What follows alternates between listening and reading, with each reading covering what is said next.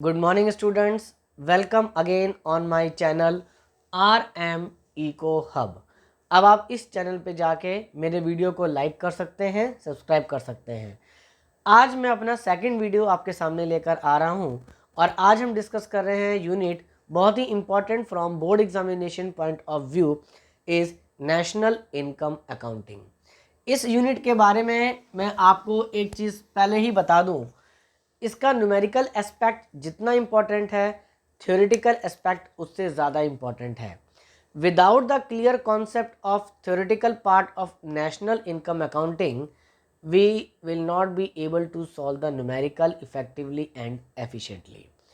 So I divide this chapter into 4-5 video. This is my first video और आज हम discuss करने जा रहे हैं बहुत ही इम्पॉर्टेंट टॉपिक पे, that is stock and flow.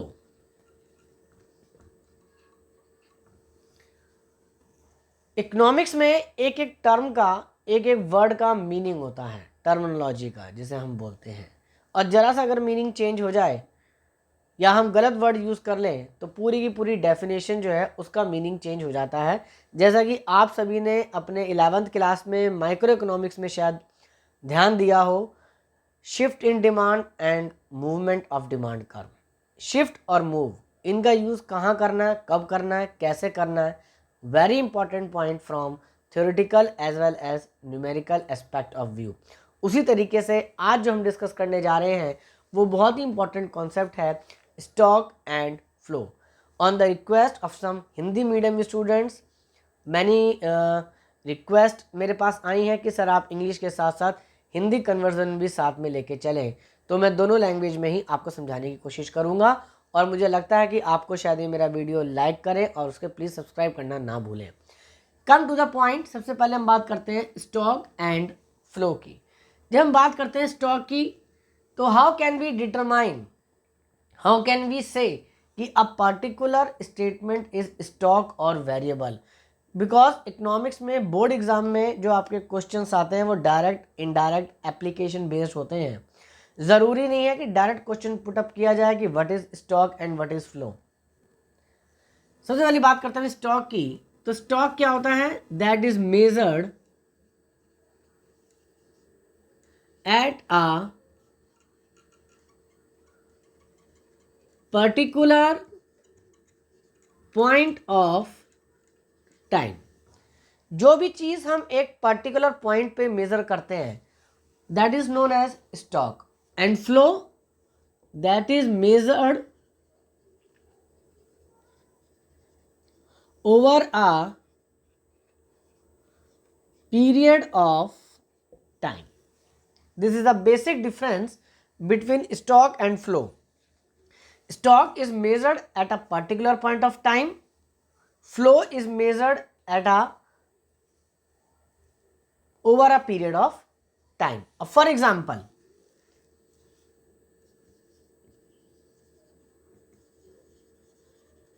bank balance on 31st March. This is stock because it is measured at a particular point of time. और जब हम बात करते हैं बैंक बैलेंस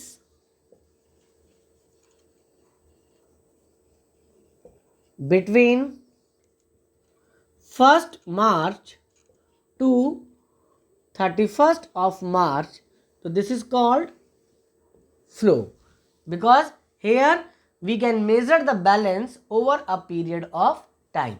तो ये एक मेन डिफरेंस है कि स्टॉक जो है concept is measured at a particular point of time and flow is measured over a period of time.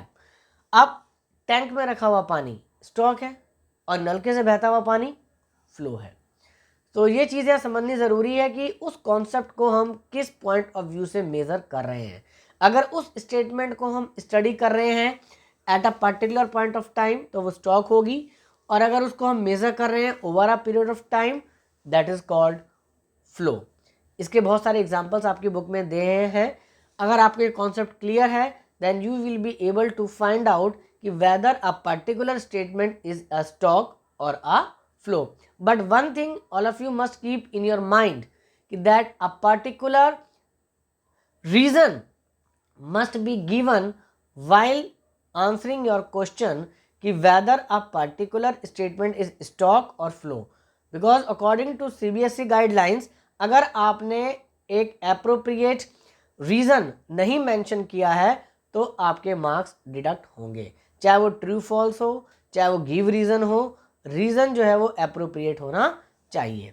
अब जैसे हम यहाँ बात कर रहे थे फ्लो की, तो इकोनॉमिक्स में जब हम फ्लो की बात करते हैं तो फ्लो को भी हम दो पार्ट्स में डिवाइड करते हैं। The first is known as physical flow and the second is known as nominal flow और मनी फ्लो। हम फिजिकल और मनी की बात कर लेते हैं डायरेक्टली, मनी फ्लो। और एक चीज यहां पे ध्यान देने वाली बात यह है कि इन दोनों में से केवल हम मनी फ्लो को ही नेशनल इनकम में इंक्लूड करते हैं, फिजिकल फ्लो को नहीं। अब उसका रीजन क्या है? इस अजम्पशन के अकॉर्डिंग हम ये मान के चलते हैं कि हमारी इकोनॉमी में केवल दो ही सेक्टर हैं, number 1 house hold and number 2 firm. Now look on the board, हम मान के चल रहे हैं कि इकोनॉमी में दो सेक्टर हैं, house hold and the second is firm. अब मैं यहां पे बात कर रहा हूं केवल फिजिकल फ्लो की।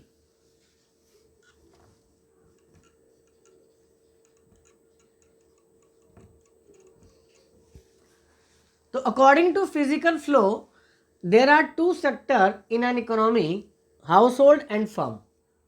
अब हाउस होल्ड क्या करता है?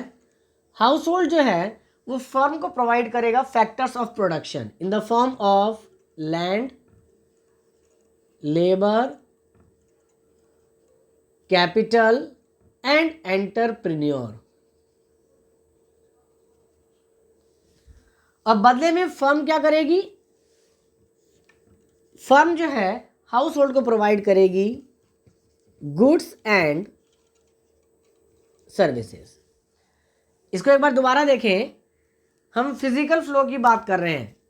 हाउस होल्ड ने फर्म को प्रोवाइड करा means of production, you can say factors of production in the form of land, labour, capital and entrepreneur, and in return firms provide good and services to the household sector. In both the transaction we can see that there is no involvement of monetary transaction. एक भी monetary transaction नहीं हो रही है। House hold जो है वो factors provide कर रहा है और बदले में फर्म जो है हाउस होल्ड को गुड एंड सर्विसेज दे रही है। ये कहीं ना कहीं मिलती जुलती कॉन्सेप्ट आ रही है नजर मुझे बार्टर सिस्टम की। There is no involvement of money. This is called a physical flow or it is not included in national income. अब हम बात करते हैं मनी फ्लो की। अब उसमें क्या चेंज आते हैं? यहां तक तो आपका देखो सेम रहेगा। अब हम यही हाउस होल्ड से शुरू करते हैं। हमने देखा हाउस होल्ड ने फर्म को प्रोवाइड करा means of production, land, labour, capital और एंटरप्रेन्योर। अब फर्म क्या करेगी? फर्म इनका पेमेंट करेगी किसको? हाउस होल्ड को। Payment for factor services. अब लैंड पे क्या लगेगा? रेंट, लेबर को वेजेस, कैपिटल पे इंटरेस्ट और एंटरप्रेन्योर को प्रॉफिट। अब आप एक मेजर चेंज देखेंगे कि जैसे ही हाउस होल्ड ने फर्म को फैक्टर्स ऑफ प्रोडक्शन प्रोवाइड करे तो इन रिटर्न फर्म ने उनका पेमेंट कर दिया हाउस होल्ड को। अब देखिए फर्म ने क्या दिया था हाउस होल्ड को? Good and services. अब हाउस होल्ड क्या करेगा? फर्म को पे करेगा फॉर गुड्स एंड सर्विसेज। तो हमने यहाँ पे देखा कि ये मॉनेटरी ट्रांजैक्शन टेक प्लेस हुआ है, तो इसको हम बोलते हैं मनी फ्लो। तो ये it is included in national income. तो अभी तक हमने दो चीज़ों पे डिस्कस किया। पहला stock and flow. Stock that is measured at a particular point of time, flow that is measured over a period of time. But flow further categorise into two parts, physical flow and money flow. तो I hope अब हम discuss करने जा रहे हैं बहुत ही important topic पे, that is categorisation of goods. अभी तक शायद आपने पढ़ा होगा कि गुड्स को हम कैटेगराइज कर सकते हैं durable goods, non durable goods, consumer goods, capital goods, luxurious goods, civil goods. But now in national income accounting we classify the goods into two categories, intermediate goods and final goods. ये topic भी और topic की तरह बहुत ही ज़्यादा important topic है। इस पे भी कई बार एप्लीकेशन बेस्ड क्वेश्चंस आते हैं, इनडायरेक्ट क्वेश्चंस आते हैं, वैल्यू बेस्ड क्वेश्चंस आते हैं। अब बट इन दोनों में एक चीज़ ध्यान देने वाली बात यह है कि while calculating the national income we consider the money value only of final goods. Intermediate goods की वैल्यू नेशनल इनकम कैलकुलेट करते समय हम इंक्लूड नहीं करते, इग्नोर कर देते हैं। अब कोई भी गुड फाइनल भी हो सकता है और इंटरमीडिएट भी हो सकता है। ये कहना कि all goods are final goods, false. All intermediate goods are final goods, false. All final goods are intermediate good, false. Because there are many conditions in which a particular good may be a intermediate or may be a final। अब कैसे पहचान करेंगे कि वो good intermediate है या final है? जैसे कि आपने लास्ट ईयर अपने 11th में माइक्रो इकोनॉमिक्स में शायद ये यूनिट 1 में ही पढ़ा था कि what is the root cause of central problem. The answer is scarcity of resources. Resources are limited. अगर रिसोर्सेज लिमिटेड नहीं होते तो शायद सेंट्रल प्रॉब्लम नहीं होती, या हमारी वांट्स जो है वो लिमिटेड हो जाती, but both are not possible. तो अब कोई भी गुड इंटरमीडिएट है या फाइनल है, इसका डिपेंड करता है कि इन दोनों गुड्स का एंड यूजर्स कौन है। अगर इसका एंड यूजर्स प्रोड्यूसर है तो वो तो कहलाएगा इंटरमीडिएट गुड्स, और अगर इसका एंड यूजर कंज्यूमर है तो वो कहलाएगा हमारा फाइनल गुड्स। तो the most important point in this concept is who is the end user. If the end user is producer, it is an intermediate good. If the end user is consumer, it is known as final good. इसमें एक चीज मैं आपको और बताना चाहूंगा। अब exam में आपसे पूछा जाएगा कि वो इंटरमीडिएट गुड है या फाइनल गुड है, तो उसके दो और हमारे पास पहचान के तरीके हैं। अगर उस गुड की रीसेल हो रही है या वो फर्दर प्रोडक्शन प्रोसेस में यूज हो रहा है,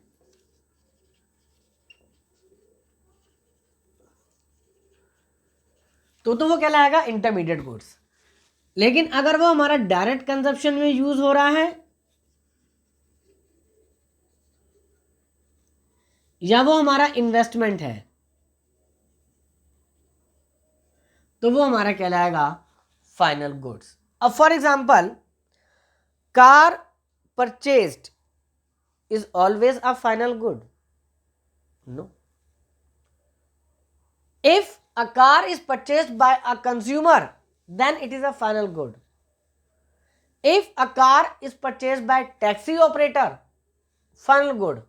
But if a car is purchased by the car dealer, then it is known as intermediate good, क्योंकि वो डीलर आगे उसकी रीसेल कर रहा है। किसको? कस्टमर को।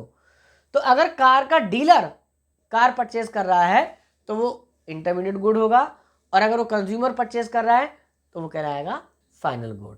ऐसे ही हम ये भी कह सकते हैं कि machine purchase is always a final good, तो answer is no, intermediate. If it is used in further production process और it is used for resale. Final good if it is directly used by the household. तो अब ये depend करता है कि उसका and user कौन है. अगर एंड यूजर प्रोड्यूसर है तो वो हमारा इंटरमीडिएट गुड होगा, एंड यूजर कंज्यूमर है तो वो फाइनल गुड होगा. But the most important thing you must keep in your mind while calculating national income, we include the money value of final goods, not intermediate goods, because in order to avoid double accounting problem. तो ये हमारे goods को हमने divide किया था. इसमें कई बार questions आता है, जैसे कि पूछ लेते हैं paper purchase by a publisher, तो ये क्या होगा? इंटरमीडिएट गुड, क्योंकि पब्लिशर उसका आगे यूज कर रहा है बुक छापने में, दैट्स वाई वो इंटरमीडिएट हो गया. Paper purchase by a consumer by mister Aman, तो वो हमारा फाइनल गुड कहलाएगा. तो इस तरीके से हम डिवाइड कर सकते हैं गुड्स को इंटरमीडिएट गुड्स में और फाइनल गुड्स में. A lot of examples are already given in different text books and the question may be asked by the examiner in the board examination कि find out whether a particular good is intermediate good और final good. तो आप confuse मत होइए, आप सबसे पहले ये फाइंड आउट करने की सोचिए कि उस गुड का एंड यूजर क्या है. इसके बारे में तो बाद में सोचना. हो सकता है वो अब मिल्क है, एक बिस्किट बनाने वाली कंपनी मिल्क और शुगर परचेज कर रही है, उसके लिए वो इंटरमीडिएट गुड हो गया क्योंकि वो उनका यूज करेगी बिस्किट बनाने में. सबसे पहले ये फाइंड आउट कीजिएगा कि वो उसका एंड यूजर कौन है, प्रोड्यूसर है या कंज्यूमर है. अगर प्रोड्यूसर है तो वो इंटरमीडिएट होगा. फिर आप देखना कि इन दोनों में से कौन सी कंडीशन अप्लाई हो रही है, बिकॉज रीजन जो है वो बिल्कुल एप्रोप्रिएट होना चाहिए. और अगर उसका एंड यूजर जो है कंज्यूमर है तो फाइनल गुड होगा. उसमें भी आप देखना कि कौन सा रीजन आएगा. अब for example for a teacher, जो लोग कोचिंग क्लासेस लेते हैं, जो प्राइवेट ट्यूटर्स हैं, उनके लिए जैसे वो डेस्क है, बेंच है, एसी है, फैन है, वो सब क्या है उनके लिए? एक इन्वेस्टमेंट है, तो वो उनका फाइनल गुड है. लेकिन चॉक एंड डस्टर ये हमारे लिए इंटरमीडिएट गुड है, because it is used in transformation of knowledge from teacher to student. तो आपको देखना पड़ेगा कि उस गुड का यूज क्या है और एंड यूजर कौन है, उससे हम बता सकते हैं कि वो गुड इंटरमीडिएट होगा या फाइनल होगा. इस वीडियो में मैंने 3 चीज़ों पर डिस्कस किया: stock flow, real flow, nominal flow जिसे हम फिजिकल फ्लो और मनी फ्लो बोलते हैं, and the most important thing is good. The classification of good into 2 parts, intermediate goods and final goods. अब वहां पे एग्जांपल आ सकता है. अब इसमें एक बहुत ही इंपॉर्टेंट चीज कि अनसोल्ड स्टॉक, इसको आप क्या कहेंगे? Unsold stock, it is an investment, that's why unsold stock is final goods.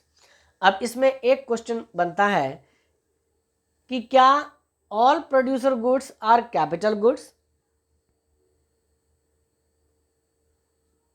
इस क्वेश्चन को आप जरूर ट्राई कीजिएगा कि क्या सभी प्रोड्यूसर गुड्स कैपिटल गुड्स होते हैं? अगर आपका जवाब है यस, तो आप गलत हैं. All producer goods are not capital goods. It may be capital goods और it may be consumer goods. अब कैसे पता चलेगा कि वो प्रोड्यूसर गुड जो है वो कैपिटल गुड है या नहीं है? उसका भी रीजन वही, एंड यूजर कौन है. अगर उस गुड का एंड यूजर प्रोड्यूसर है तो वो कैपिटल गुड है, और उसका अगर एंड यूजर कंज्यूमर है तो वो कंज्यूमर गुड है. बट दोनों के दोनों क्या हैं? Final goods. मैं इस चीज को रिपीट कर रहा हूं, all producer goods are not capital goods. If the end user is producer, it is producer good.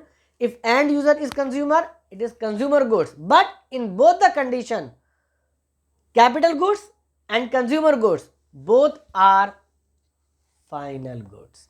तो आज मैं अपना ये वीडियो यहीं पे